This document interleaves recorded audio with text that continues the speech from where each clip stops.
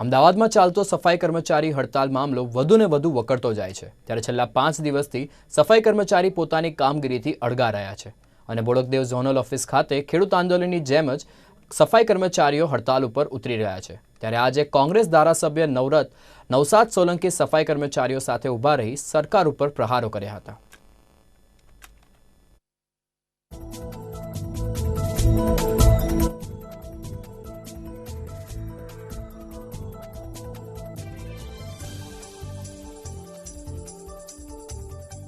અમદાવાદમાં સફાઈ કર્મચારીની હડતાલનો કોઈ પણ જાતનો ઉકેલ આવતો નથી ત્યારે તે લોકો પણ મક્કમ છે પોતાની માંગને લઈને। તે લોકો જ્યાં સુધી માંગ સ્વીકારવામાં નહીં આવે ને સાથે સાથે એફઆઈઆર જ્યાં સુધી નહીં કરવામાં આવે ત્યાં સુધી તેઓ પોતાના કામથી અળગા રહેશે તેઓ તેમણે મન બનાવી લીધું છે।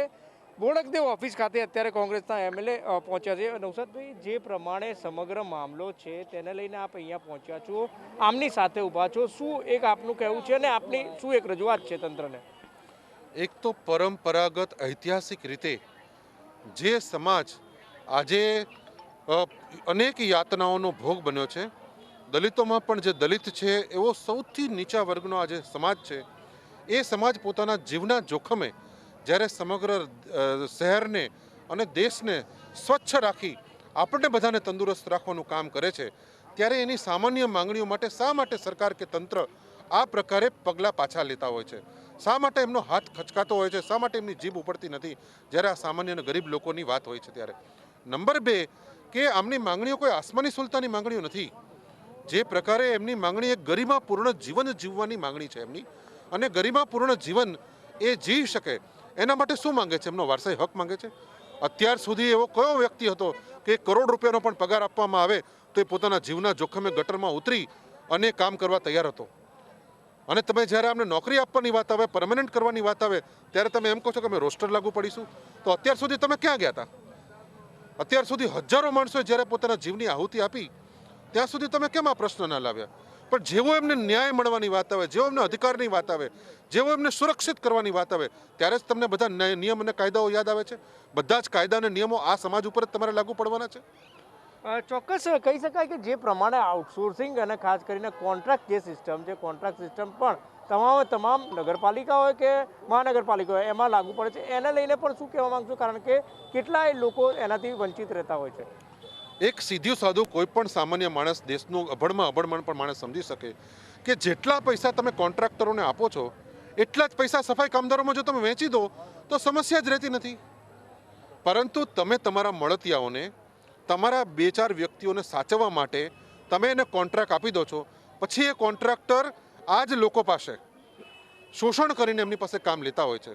પછી એની મેટર્નિટી લીવ હોય, એની કોઈ માંદગીની રજા હોય, એનું કોઈ બીજું ઘરે દુઃખદ પ્રસંગ બન્યો હોય, એવા કોઈ પ્રસંગની પણ એને રજા મળતી નથી અને એનો પગાર કાપી લેવામાં આવતો હોય છે।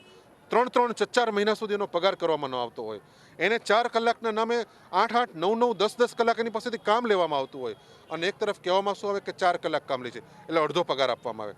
100-150 રૂપિયાની હાજરીની અંદર એની પાસે આખો દિવસ કામ કરવામાં આવે અને આ સમાજ બીજું કંઈ કામ કરવા જઈ શકતો નથી। હજી પણ સમાજની જે માનસિકતા છે એ માનસિકતા આપણે જોઈએ છે, હજી પણ એ માનસિકતા એ સ્તરે પહોંચી નથી, હજી પણ સમાજ એ સ્વીકારી શકતો નથી।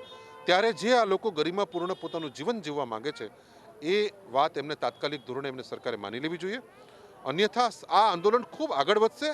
માત્ર ગુજરાત નહીં પરંતુ સમગ્ર દેશની નજર આ બીજા આંદોલન ઉપર છે। એક તરફ દેશના કિસાનો દિલ્હીની સરહદે આંદોલન કરે છે, બીજી તરફ એક આ કક્ષાનું મોટું આંદોલન ગુજરાતમાં આજે અમદાવાદ ખાતે આજ વિકસી રહ્યું છે।